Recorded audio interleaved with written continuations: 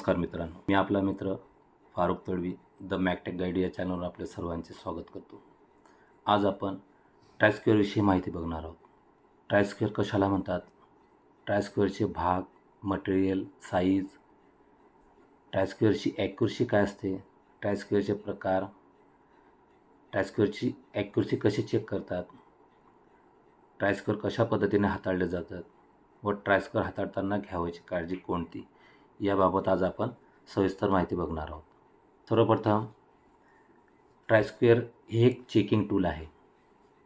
ट्रायस्क्वेअरद्वारे आपल्याला आकृतीमध्ये दाखवल्याप्रमाणे दोन सपाट पृष्ठभागाला ज्यावेळेस आपण जोडत असतो त्यावेळेस जोडत असताना दोन्ही भाग 90 अंशामध्ये बरोबर जोडले जात आहेत का ते चेक करण्याकरता आपण ट्रायस्क्वेअरचा वापर करतो।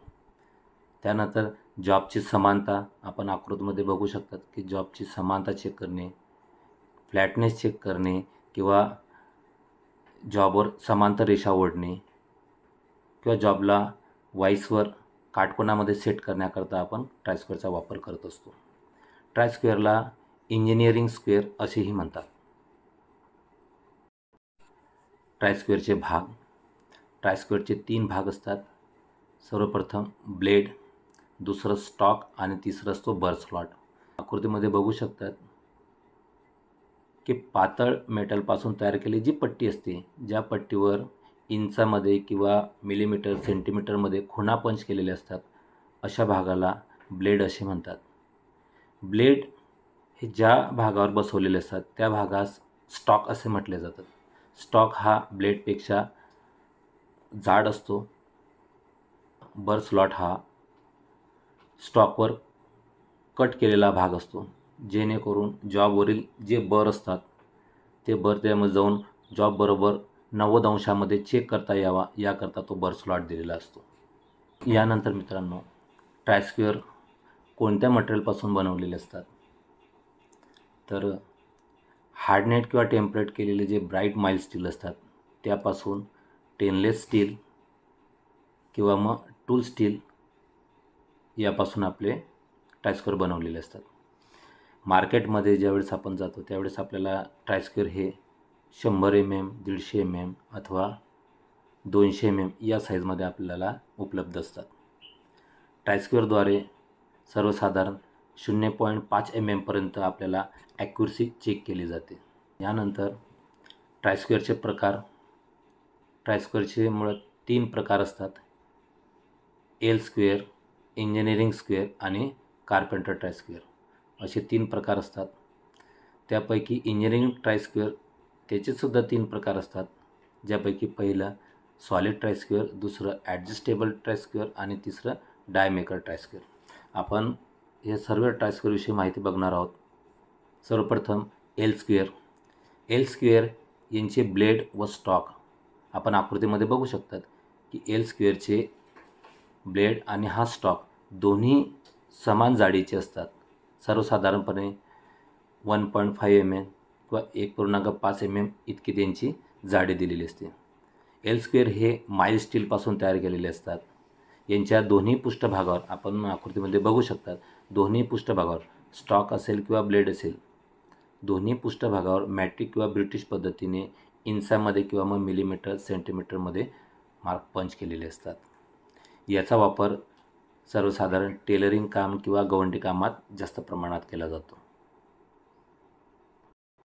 की ब्लेड हे स्टीलपासून बनवलेले असतात व स्टॉक हा कास्ट आयरन, ॲल्युमिनियम किंवा लाकडापासून तयार केलेला असतो।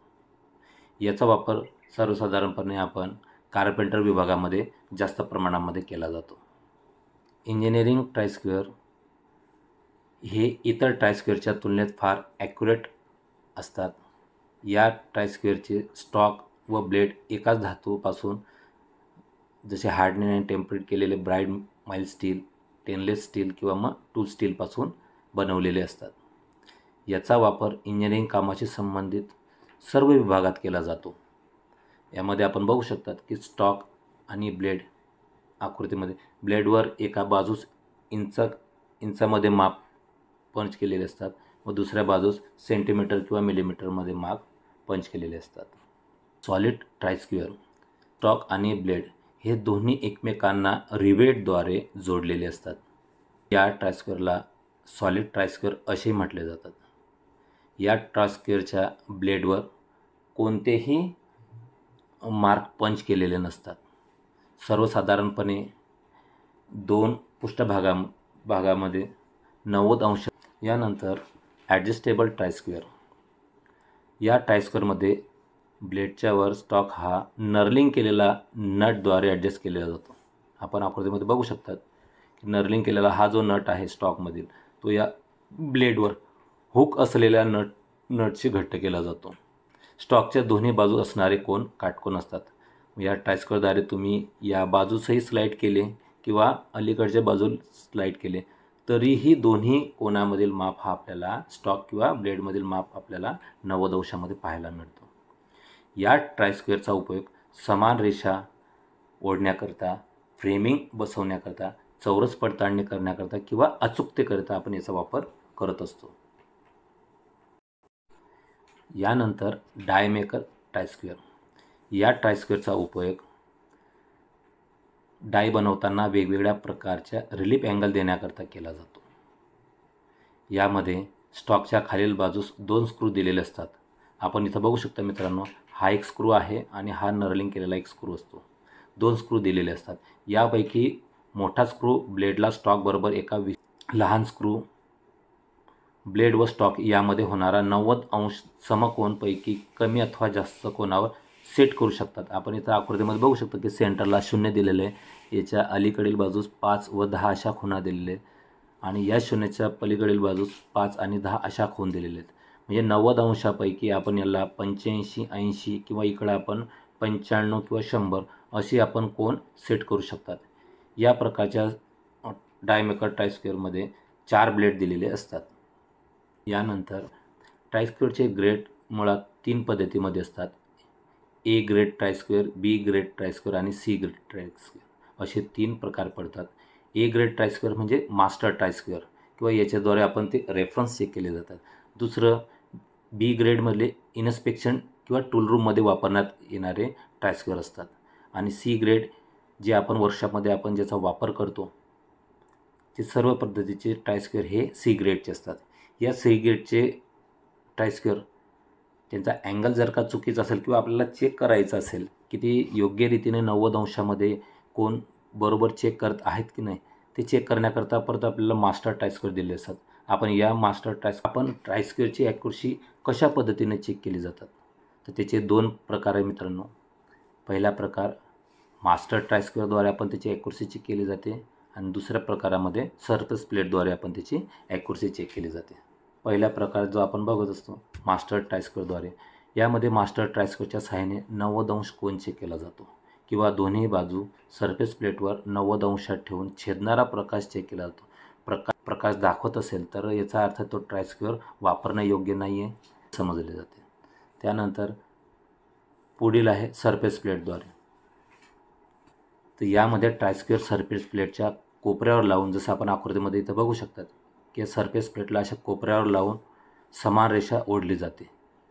त्यानंतर त्याच ठिकाणी ट्रायस्क्वेअरला दुसऱ्या बाजूने घेऊन परत त्याच रेषेवर अजून एक रेषा ओढली जाते. दोन्ही रेषेमध्ये जर तफावत आढळल्यास ते ट्रायस्क्वेअर वापरणे योग्य नाही. ही ट्रायस्क्वेअर तपासण्याची किंवा चेक करण्याची दुसरी पद्धत होय. यानंतर ट्रायस्क्वेअर हाताळताना घ्यावयाची काळजी कोणकोणती. तर सर्वप्रथम मित्रांनो आपण इथं बघू शकतात इतर कोणत्याही कटिंग टूल किंवा हॅमरिंग टूल किंवा जनरल टूलसोबत ट्रायस्क्वेअर, कारण कटिंग टूलसोबत ठेवलं तर त्यानंतर त्याचे जे ब्लेड असतात त्या ब्लेडला चरे किंवा घासलं जातील. हॅमरिंग टूल ठेवलं तर ते बेंड होऊ शकते. तर त्यामुळे ते टूलकिटमध्ये किंवा हॅमरिंग असलेले टूल, जनरल टूल किंवा कटिंग टूलसोबत ठेवू नये. त्यानंतर जमिनीवर पडण्यापासून त्याला सांभाळावे. दुसरं, उपयोगात आणण्या अगोदर किंवा नंतर त्यांना साफ करून ठेवणे किंवा क्लीन करून ठेवणे फार महत्त्वाचे आहे. कधीही हॅमर किंवा स्क्रूड्रायव्हरप्रमाणे याचा वापर करू नये. आपण बऱ्याचदा मित्रांनो एखादी लहान वस्तू आपल्याला हॅमरिंग करायची असेल तर आपण स्टॉकद्वारे ते आपण ठोकत असतो, तसं कधीही करू नये. त्यानंतर एखादं बारीक जसे आपले स्क्रू असतात तर ते स्क्रूला आपण कधीकधी बऱ्याच वेळेस ब्लेडच्या साहाय्याने आपण ते स्क्रू घट्ट करत असतो. तर अशा पद्धतीने त्याचा ट्रायस्क्वेअरचा वापर कधीही करू नये. त्यानंतर ज्यावेळेस ट्रायस्क्वेअर वापरात येत नसेल अशा वेळेस त्याच्या भागांना ऑइल लावून योग्य ठिकाणी ठेवणं फार महत्त्वाचं आहे. धन्यवाद मित्रांनो. अशा पद्धतीनं आपण आज ट्रायस्क्वेअरविषयी माहिती बघितली. माहिती आवडली असल्यास आपल्या चॅनलला लाईक करा, इतर मित्रांसोबत शेअर करा, आपल्या चॅनलला सबस्क्राईब करा. धन्यवाद.